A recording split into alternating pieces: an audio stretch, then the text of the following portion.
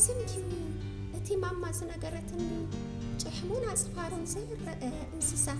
ጭሕሙስ እሪኦ ኣለኹ ኣጽፋሩ ደኣ ኣበይ ኣለዋ ደሓን ደው ኢልካ ዓርከይ ክንላለ ደልያ እሞ ኣነ ቺፒ ይበሃል ንስኻ ኸ መን ይብሉኻ ሓንቲ ስጉምቲ ጥራይ ቀረበና እሞ ሕርሕራይ ገይረ ከርእየካይ ኢሉ ሓሰበ ቺፒ ነጢሩ ኣብ ጥቓት ይሙት ዝመስሎ እንስሳ ዓሊሉ ዋ እንታይ ኢኻ ወደይ ዘይትዛረብ በሎ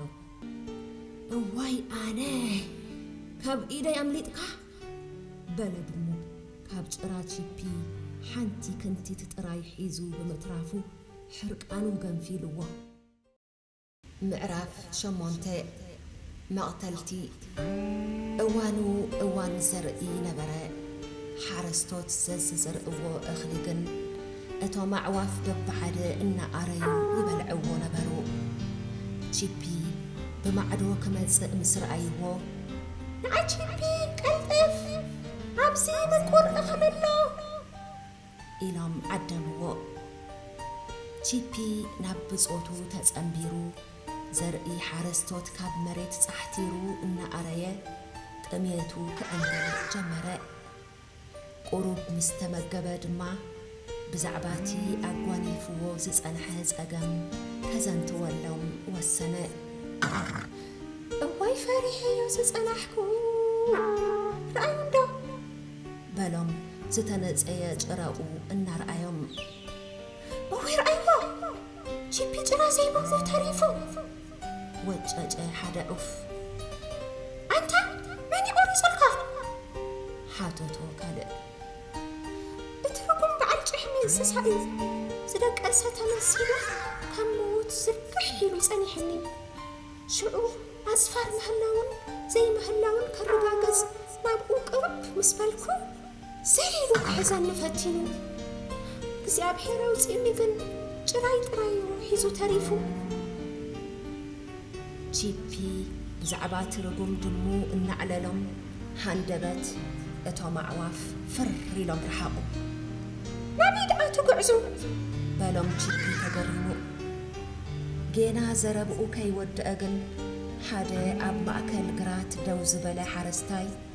ኣንጸባራቒ ሓጺን ኣብ ኣእዳዉ ዓቲሩ ምስ ተዓዘበ ቺፒ ናብ ብጾቱ ምጽምባር መረጸ ስለምንታይ ደኣ ማዕርኽ እንደዚ ትፈርሖ ኣዝዩ ርሑቕ እንድዩ ዘሎ ንሱ ምብራር ኣይክእልን እዩ ክሕዘና እንተኾይኑ ጥቓና ክቐርብ ኣለዎ ሽዑ ንሃድም በሎም እንተኾነ ብዘይካ ውሑዳት ተባዕትዮን ሓንቲ ኣነስተይትን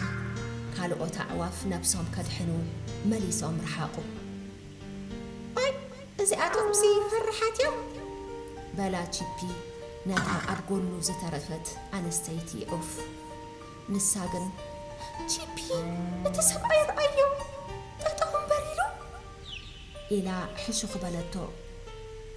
እውይ ጥፍኢትና ነታ ብረት ናባና ገጹ ጠውይዋ በለ ሓደ ዝፈርሐ ካልእ ዑፍ ወያንተ ኣምላኽ እንታይ እዩ ዝገብር ዘሎ ኢላ እናወጨጨት እታ ዑፍ ናብ ቺፒ ገጻ ጎየየት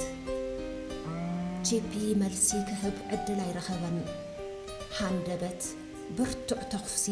ንኹላቶም ኣዕዋፍ ፋሕ ብትን ኣእተወሎም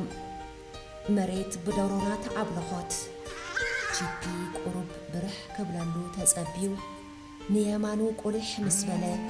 እታ ጥቕኡ ዝነበረት ዑፍ ከም ዝተሃረመት ኣስተብሃለ ቺፒ ርድኣኒ ሓፍ ምባል ስኢነ በለት ንሳ ፊቕ ኢላ እናበኸየት እቲ ዝፈርሕ ዝነበረ ዑፍ እውን ካብ ሞት ኣይደሓነን ሬስኡ ኣብ ቅድሚኦም ተሰጥሐ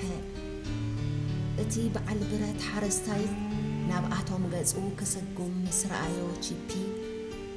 ኣጆኺ ህደኒ ናባና ይመጽእ ስለ ዘሎ ተጸሚም ክምዕናይ ከይሕዘኪ ኣብቲ ጽሉቕ ኣቝጽርቲ ንትሓባእ እናበለ مريحዋ ክበርር ጀመረ ንሳውን ኣይሓመቐትን እናተጻዕረት ኣብተን ኣቝጽልቲ ምስ በጽሐት ጥቓ ቺፒ ኣብ ዝረኸበቶ ሽግሽግ ተሰኩዐት እቲ ሰብኣይ ነቲ ዝሞተ ዑፍ ካብ መሬት ኣልዓሎ ቺፒ ኣዝዩ ሰንበደ ኣኽ ብሰንከይ ኳዩ መይቱ ኢሉ ድማ ሕማቕ ተሰምዖ ንመጀመርያ ጊዜ ኣብ ህይወቱ ዓብዪ ጣዕሳ ተሰሚዕዎ ኣምሪሩ በኸየ